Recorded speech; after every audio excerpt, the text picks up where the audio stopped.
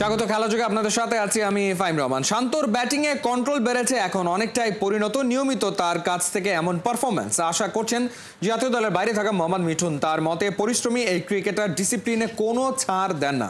গল টেস্টের শেষ দিনে ক্যালকুলেশনে ভুল করেছে বাংলাদেশের টিম ম্যানেজমেন্ট মনে করেন মোহাম্মদ মিঠুন। সাইফুল রূপকের রিপোর্ট।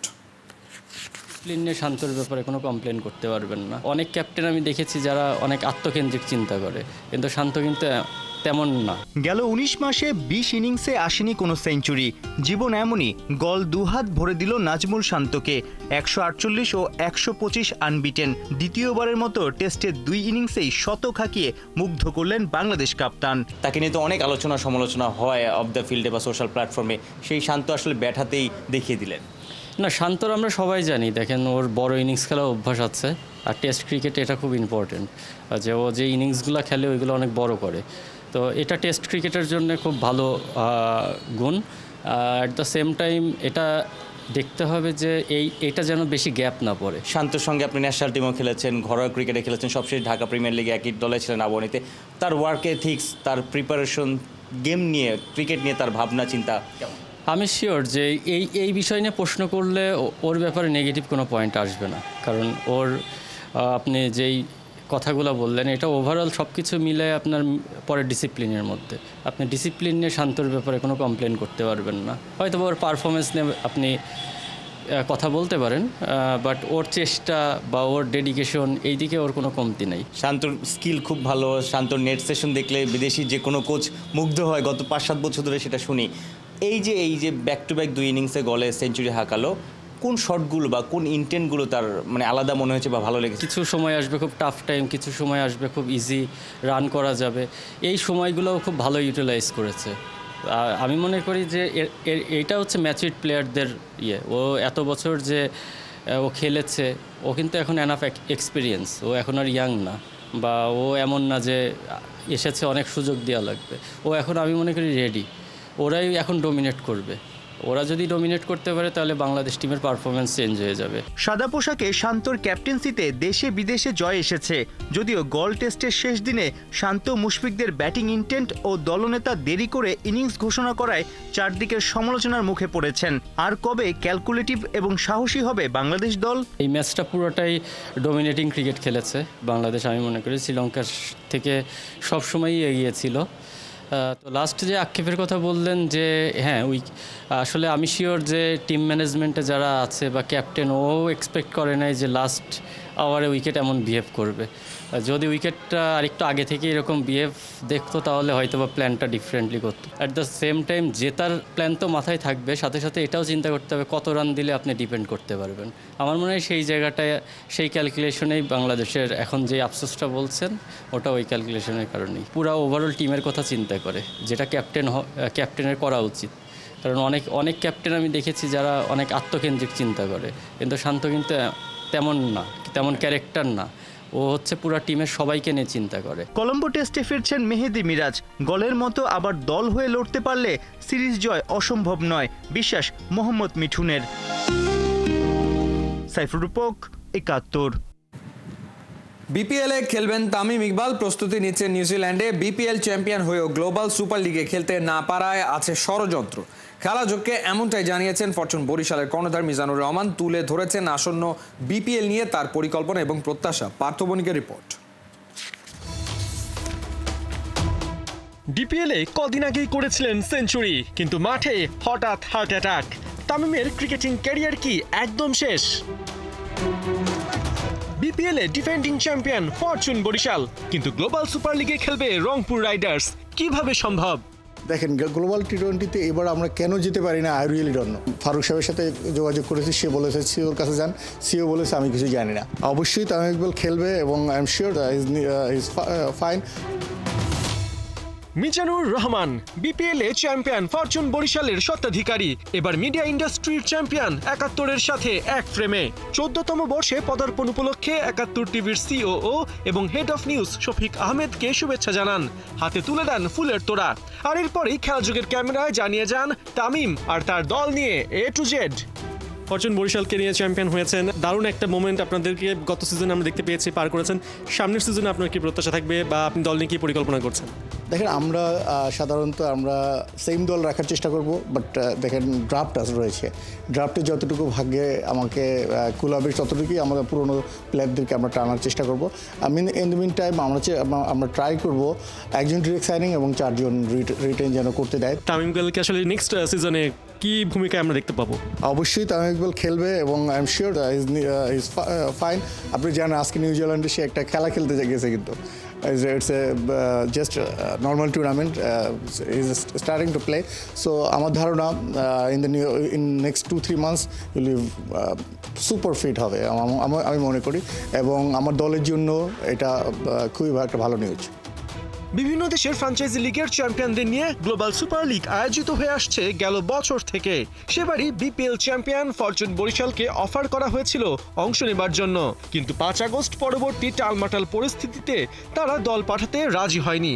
অন্যদিকে রানার্স আপ টিম কুমিল্লার মালিকপক্ষ ছিল পলাতক, তাই শেষমেশ অফার পায় রংপুর রাইডার্স, যা লুফে নিয়ে গ্লোবাল সুপার লিগে খেলে দলটা, আর দাপুটে ক্রিকেটে হয় উদ্বোধনী আসরের চ্যাম্পিয়ন। স্বাভাবিকভাবেই ডিফেন্ডিং চ্যাম্পিয়ন হিসেবে এবার জিএসএল এ খেলার সুযোগ পাচ্ছে রংপুর। বাট বরিশাল এবার তো কোনো সমস্যা নেই, তাহলে জুলাইয়ে হতে যাওয়া জিএসএল এ তারা কেন খেলছে না? দেখেন গ্লোবাল টি20তে এবার আমরা কেন যেতে পারি না, I really don't know, because আমরা চ্যাম্পিয়ন এবং we should be invited, but আমাদেরকে ইনভাইটেশনই দেওয়া হয় না। আমি ফারুক সাহেবের সাথে যোগাযোগ করেছি, সে বলেছে সিওর কাছে যান, সিও বলেছে আমি কিছু জানি না। So then we give up from global টি20। নেক্সট ইয়ারে যদি ইনশাল্লাহ যদি আমরা চ্যাম্পিয়ন হতে পারি, অবশ্যই আমরা যাবো ইনশাল্লাহ, যদি এই ধরনের কোনো কনস্পিরেসিতে আমরা না পড়ি। ক্রিকেট লাভার হিসেবে বরিশালের আলাদাই ইমেজ আছে, কিন্তু তাদের মাঠেই হয় না বিপিএল। এরই মধ্যে রাজশাহীকে বিপিএল এ ভেন্যু করার ব্যাপারে আসার কথা শুনিয়েছে বিসিবি।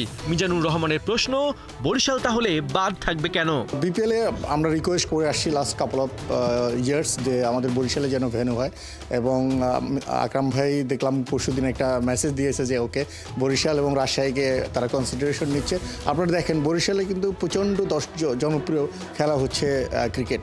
আমরা যখন গিয়েছি আমার ধারণা million people was there. So মানে আপনি যদি ফ্যান বেস বিবেচনায় বরিশাল পেতেই পারে, বরিশালের যেন খেলা হয়, এবং বরিশালবাসীর পক্ষ থেকে আপনাদের কাছে রিকোয়েস্ট করব আপনারাও একটু পুশ করেন যেন আমরা খেলাটা বরিশালে দেখতে পারি, বরিশালের খেলা অ্যাটলিস্ট। পার্থ বণিক, 71, ঢাকা। 40 নয় 51 জন প্রবাসী বাংলাদেশি বংশোদ্ভূত ফুটবলার ট্রায়াল দিতে ঢাকায় আসছেন। এই পুল থেকে কিভাবে প্লেয়ার বাছাই করা হবে, কারা সিলেকশন প্যানেলে থাকবেন, জাতীয় দলের কোচ হাভিয়ার কাবরেরার ভূমিকায় বা কি হবে, সব চূড়ান্ত করেছে বাফুফে। বহুল প্রতীক্ষিত সেই ট্রায়ালের আপডেট জানাচ্ছেন পার্থ বণিক। বাংলাদেশ ফুটবলে উঠেছে জোয়ার, সেই জোয়ারে গা ভাসাতে 40 জন নয়, এবার 51 জন বাংলাদেশি বংশোদ্ভূত ফুটবলার আসছেন ঢাকা। সময়, স্থান, কাঠামো সব চূড়ান্ত। ফাইনাল হয়েছে এই ট্রায়াল থেকে ফুটবলার বাছাইয়ে কারা থাকছেন। দেশগুলোর নামই দেখুন, পশ্চিমে কানাডা যুক্তরাষ্ট্র থেকে পূর্বে রাশিয়া, উত্তরে সুইডেন থেকে দক্ষিণে অস্ট্রেলিয়া।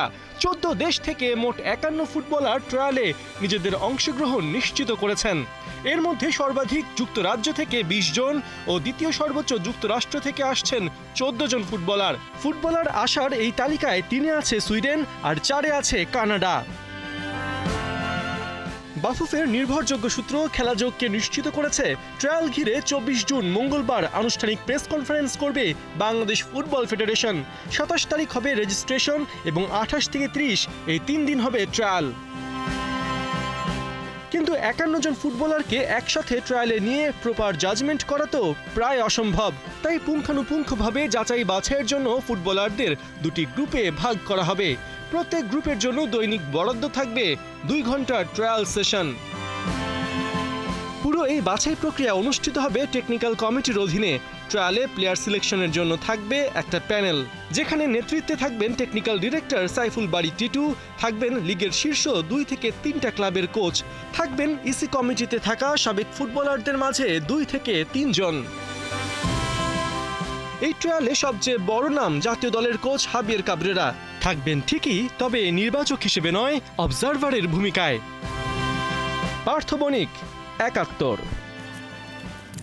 সব খেলার জন্য সমান মর্যাদা, এই মূল নীতিতে ৭১ টিভির খেলাযোগ পেয়েছে ক্রীড়াঙ্গনের অকুণ্ঠ সম্মান। দেশের সব ফেডারেশনের প্রতিনিধিরা উপস্থিত হয়ে শুভেচ্ছা জানিয়েছে খেলাযোগকে। প্রাণবন্ত পরিবেশে উদযাপিত হয় প্রতিষ্ঠা বার্ষিকী, যেখানে উঠে আসে ক্রীড়া সাংবাদিকতায় ৭১-এর খেলাযোগের ইতিবাচক অবদানের গল্প। সেই সাথে অতিথিরা জানিয়েছেন আগামীর প্রত্যাশার কথা। অনুবাপের রিপোর্ট। ২১শে জুন দিনটা ৭১-এর, ৭১ খেলাযোগের। দেশের সামগ্রিক উন্নয়ন, সংস্কৃতি, অর্থনীতি এবং সব কিছুর সঙ্গে খেলাটাও কিন্তু বিশেষভাবে গুরুত্বপূর্ণ। বিশেষ করে দেশের খেলোয়াড়দের সাফল্য জাতীয় এবং আন্তর্জাতিক অঙ্গনে দেশকে নিয়ে যায় এক ভিন্ন উচ্চতায়। ৭১ খেলাযোগ সব সংবাদ সমান গুরুত্ব দিয়ে প্রচার করার চেষ্টা করে। তাই খেলাযোগের ৭১-এর জন্মদিনে সবাই এসেছে শুভেচ্ছা জানাতে, এবং সেই শুভেচ্ছা বার্তায় কী প্রত্যাশা করছে খেলাযোগের কাছে সেটাই একবার জেনে নেব। 14 বছর যাবতেই আমি ৭১-এর সঙ্গে ওতপ্রোতভাবে জড়িত। আমার কাছে এখানে আসলে মনে হয় যে আমি আমার পরিবারের কোনো অনুষ্ঠানে আসছি। বাংলাদেশের ইতিহাসে কোনো টেলিভিশন চ্যানেল এরকমভাবে আলাদা করে ক্রীড়াকে নিয়ে কোনো প্রোগ্রাম করে। সুতরাং সেদিক থেকে আমার সবসময় ৭১-এর প্রতি একটা দুর্বলতা ছিল, আছে এবং থাকবে। খেলাযোগ যেভাবে বিগত সময় কাজ করেছে, বর্তমানে এবং ভবিষ্যতে তারা নিউট্রালি নিরপেক্ষভাবে দলমতের ঊর্ধ্বে গিয়ে আমাদের যে দেশীয় যে খেলাগুলো রয়েছে সেই খেলাগুলোকেও ৭১ টিভি খেলাযোগের মাধ্যমে সারা বাংলাদেশের মানুষ দেখবে, সেটা আমি প্রত্যাশা করি। খেলাধুলাকে গণমাধ্যম যেভাবে প্রাধান্য দেয়, অন্য অনেক দেশে এরকম দেয় না। আর দেশের শীর্ষ গণমাধ্যম হিসেবে অবশ্যই এই কৃতিত্বের বা এই সাফল্যের ভাগিদার ৭১ টিভিও। আপনারা অনেক আন্তরিক এবং আপনাদের সাফল্য অবশ্যই আমরা কামনা করি, এবং প্রত্যেকটা ফেডারেশন নিয়ে আপনারা পৃথকভাবে ওদের প্রোগ্রাম নিয়ে ওরা কী চাচ্ছে, কেমনে এইটা নিয়ে আপনারা প্রোগ্রাম করবেন, সেই আশাটা রাখতে চাই। যে ৭১ যেন নির্ভুল হোক, ৭১ যেন সত্যের হোক, ৭১ যেন আমাদের হোক, এবং সেটা যেন লম্বা সময়ের জন্য হোক। ৭১ খেলাযোগ শুধুমাত্র জনপ্রিয় খেলা ফুটবল ক্রিকেটের খবর প্রচারের মধ্যে সীমাবদ্ধ থাকে না। খেলাযোগ সবসময় চেষ্টা করে দেশের সব ধরনের খেলাধুলা, সব ধরনের প্রতিভাবান ক্রীড়াবিদকে সামনে এগিয়ে নিতে। সেই কারণেই খেলাযোগের জন্মদিনে কিন্তু রোয়িং ফেডারেশন থেকে শুরু করে রাগবি ফেডারেশন, বাংলাদেশ ক্রীড়া শিক্ষা প্রতিষ্ঠান, বিকেএসপি, যোগা ফেডারেশন থেকে শুরু করে একাধিক ফেডারেশন কিন্তু ৭১ টিভির এই জন্মদিনে আসে। যে নিবিড় সম্পর্কটা সেটা সবসময় বিদ্যমান থাকবে, এবং এভাবেই তারা ৭১-কে সাথে নিয়েই সামনের দিকে এগিয়ে যেতে চায়। শুনবো তাদের কথাও। খেলাযোগ প্লাস যেভাবে করে ৭১ টিভি এ যাবৎকালে বিভিন্ন খেলাধুলাকে প্রমোট করছে, খেলাধুলার নিউজগুলোকে, নিশ্চয়ই আমরা এর মাধ্যমে অনেক অনেক উপকৃত হচ্ছি। প্রত্যেকটা ফেডারেশন, প্রত্যেকটা খেলাই সবাই ৭১ টিভিকে নিয়ে অত্যন্ত উচ্ছ্বসিত, এবং সামনের দিনগুলিতে নিশ্চয়ই খেলা সম্পর্কে আরও ভালো ভালো নিউজ করে খেলাকে উপকৃত করবে। ৭১ টিভি আমাদেরকে সাপোর্ট করুক, আমরা ওনাদেরকে সাপোর্ট করি। Together we can go towards tomorrow. আশা করব তারা আরও আমাদেরকে আরও ভালো দিক নির্দেশনা দেবে এবং ভালো ভালো জিনিস প্রচার করবে সাহসের সাথে। স্পোর্টসের জন্য এতটা যে ৭১ নিউজ দেয়, সবার মনে হয় যে না, যে এই ইনফরমেশন পাস করা বা কারো যদি কোনো সুবিধা প্রতিবাদ সব কিছুই আমার কাছে মনে হয় ৭১ টেলিভিশন দেয়। আমরা খেলাযোগ দেখার জন্য প্রতিদিন ওয়েট করতে থাকি যে কখন 10:30 বাজবে। সো আমার কাছে মনে হয় খেলাযোগ কিছু কিছু নিউজ তারা খুবই কনস্ট্রাকটিভ করে। একমাত্র বেসরকারি চ্যানেল যে আমাদেরকে দেশের বাইরেও সাপোর্ট দিয়েছে, এরকম সাপোর্ট আপনারা দিয়ে থাকবেন সেই প্রত্যাশা করছি। নট অনলি বক্সিং, সবগুলোই তো কভার করে। তো ইনশাল্লাহ আগামী দিনে আমরা তাদের সাথে থাকবো, তারা আমাদের সাথে থাকবে। প্রতিষ্ঠা বার্ষিকীতে ৭১ টিভি উত্তরোত্তর সমৃদ্ধি কামনা করুক। যেহেতু আমি হকির লোক, তারা অবশ্যই স্পোর্টসের সব দিকেই খুব ভালোভাবে কভার করে। তবে আমি চাইবো যে হকিটাকে যেন আরেকটু বেশি নজর দেয়। ক্রিকেটের উদ্দীপনা তো আগে থেকেই ছিল, ফুটবলের উদ্দীপনা নতুন করে বাড়ছে। শুধু ক্রিকেট, ফুটবল বা হকির মধ্যে সীমাবদ্ধ নয়, খেলাযোগ সবসময় চেষ্টা করে খেলাধুলার সঠিক সংবাদটাই প্রচার করতে। খেলাযোগ সবসময় প্রায়োরিটি দেয় খেলোয়াড়দের কথা জানতে, কোচ, সংগঠক সবার কথাই তুলে আনতে। ৭১ খেলাযোগের জন্মদিনে সবাই যেভাবে বার্তা দিয়ে এসে ফুলের শুভেচ্ছা জানিয়ে খেলাযোগকে অভিনন্দন জানিয়েছে, সেই কারণে খেলাযোগের প্রতিটা সহকর্মীর দায়বদ্ধতা বেড়ে গেছে আরও বহুগুণে। চেষ্টা থাকবে দেশের ক্রীড়াঙ্গনকে সাথে নিয়েই এগিয়ে চলার। অনুবাপী, ৭১, ঢাকা। ব্রাজিল, আর্জেন্টিনার পর এবারে বাংলাদেশের ফুটবলের উন্নয়ন নিয়ে কাজ করতে আগ্রহী স্প্যানিশরা। স্পেনের রাষ্ট্রদূত গ্যাব্রিয়েল সিস্তিয়াগার পাশাপাশি বাংলাদেশ ফুটবল ফেডারেশনের সাথেও কথা বলেছে খেলাযোগ। জানা গেছে সিঙ্গাপুরের সাথে হামজা জামালদের ম্যাচ দেখে এই দেশের ফুটবল নিয়ে আগ্রহী হয়েছেন একাধিক ডিপ্লোম্যাটস, আর সেই চ্যানেল ফুটবলের উন্নয়নে কাজে লাগাতে চায় ফেডারেশন। খালিদ জামিলের রিপোর্টে বিস্তারিত। ইন্টারন্যাশনাল স্কুল ঢাকার মাঠে ফুটবল ট্রেনিং ইকুইপমেন্ট নিয়ে ছোটাছুটি করতে থাকা চশমা পরা ভদ্রলোককে প্রথম দেখে কড়া পিটি টিচারই মনে হচ্ছিল, কিন্তু বাস্তবতা ভিন্ন। সুদূর স্পেন থেকে আগত ফুটবল কোচ তিনি, রীতিমতো ইয়েফার তৃতীয় স্তরের লাইসেন্স পাওয়া ট্রেনার। হাভিয়ের তারসা আর এরিক ভেনাদেভিস বার্সা একাডেমির অভিজ্ঞ কোচ, যার মধ্যে ভেনাদেভিস আবার টেকনিক্যাল কোচিং আর স্পোর্টস ফিজিওথেরাপি এক্সপার্ট। আইএসডির মাঠে যখন বাচ্চাদের ট্রেনিং চলছে, পাশেই রোদের তাপকে বুড়ো আঙুল দেখিয়ে দিব্যি হাসি মুখে দর্শকের ভূমিকায় স্পেনের রাষ্ট্রদূত গ্যাব্রিয়েল সিস্তিয়াগা। তার হাসি হাসি মুখটা একটু গোমড়া করে দেয়া যায় কি? মজা করে প্রথম প্রশ্ন, বাংলাদেশের বেশিরভাগ মানুষ হয় আর্জেন্টিনা নয় ব্রাজিল সমর্থক। স্পেনের তাতে কি হিংসে হয়? I must tell you I arrived to the country in January 24. আমি এখানে জানুয়ারির 24 তারিখে এসেছি। তখন থেকে সবাই জিজ্ঞাসা করছে আমি বার্সেলোনা নাকি রিয়াল মাদ্রিদকে সমর্থন করি। একই সাথে দেখলাম সবাই স্পেন ন্যাশনাল টিম নিয়েও জানে।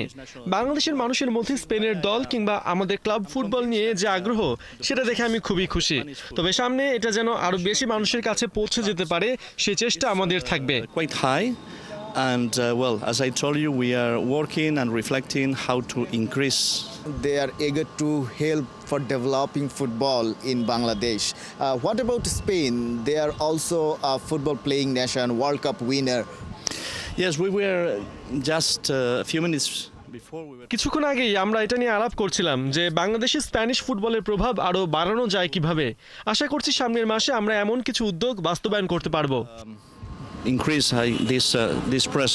দেশের ফুটবলকে জীর্ণতা থেকে নয়া মোডে ফিরিয়ে আনতে বাফুফের বর্তমান কমিটি বেশ কিছু ইউনিক ইনিশিয়েটিভ নিয়েছে, যার একটা কর্তাদের কূটনৈতিক পাড়ায় আসা যাওয়া এবং দেশের ফুটবলের সাথে বিশ্বসেরা নেশনগুলোকে কোনো না কোনোভাবে যুক্ত করা। স্প্যানিশ সরকারের উদ্যোগে ইতিমধ্যে আমাদের ন্যাশনাল স্পোর্টস কাউন্সিলের সাথে একটি কোঅপারেশনের উদ্যোগ চলছে, এটা দীর্ঘদিন ধরে চলছে। সো ওনারা আসলে এটা ওয়েট করছে, ওটা এখন ইনশাল্লাহ হবে। বাফুফে আসলে তাদের কাছ থেকে কি এক্সপেক্ট করে বা এরকম কোনো পরিকল্পনা আছে কিনা যে এই ধরনের কোঅপারেশনগুলো আরেকটু প্রফেশনাল লেভেলে নিয়ে যাওয়ার ক্ষেত্রে? না, অবশ্যই আমাদের ডেফিনেটলি পরিকল্পনা আছে এবং আপনি আমার মনে হয় জেনে খুশি হবেন যে আমাদের জুনের 10 তারিখের যে খেলায় আই থিঙ্ক অলমোস্ট 10 জন রাষ্ট্রদূত এসেছিলেন, যেটা ফুটবলে টিপিক্যালি হয় না। ফর দ্যাট ম্যাটার কোনো স্পোর্টসই আসলে হয় না এতগুলি এম্বাসির সরব প্রেজেন্স। এটা ডেফিনেটলি আপনার একটা মেসেজ দেয় যে বাউফের পক্ষ থেকে আমাদের যে ডিপ্লোম্যাটিক কমিউনিটি আছে তাদের সাথে আমাদের পাবলিক রিলেশনসটা আমরা স্ট্রং করছি। বার্সা একাডেমির মাধ্যমে শিক্ষার্থীদের প্রফেশনাল কোচের অ্যারেঞ্জমেন্ট করার সবার জন্য সহজ নয়। তৃণমূলে ফুটবলকে ছড়িয়ে দেওয়াটা তাই বেশ চ্যালেঞ্জিং বরাবরই, কিন্তু এই সামার ফুটবল ক্যাম্পের আয়োজক আইএসডি বলছে আরও স্কুল এমন কিছু করতে অনুপ্রাণিত হোক। To bring Barcelona, FC Barcelona to Bangladesh, to Dhaka, because we have seen during the Football World Cup, you'll see flags hanging around all the houses, students counting and cheering their teams up. We are having such camps open to all the students of all the schools in Bangladesh under 18. Barca academy চলতি ক্যাম্পটি দৈর্ঘ্য 5 দিন, প্রতিদিন অনূর্ধ্ব 11, 14 আর 18 ক্যাটাগরিতে চলছে এই summer camp. Khalid Jamil, একাত্তর। এই ছিল এই মুহূর্তের খেলাযোগে সরাসরি সংবাদ অনুষ্ঠান দেখতে চোখ রাখুন ৭১-এর ফেসবুক পেজ এবং সাবস্ক্রাইব করুন ৭১-এর ইউটিউব চ্যানেল। ৭১-এর সাথেই থাকুন।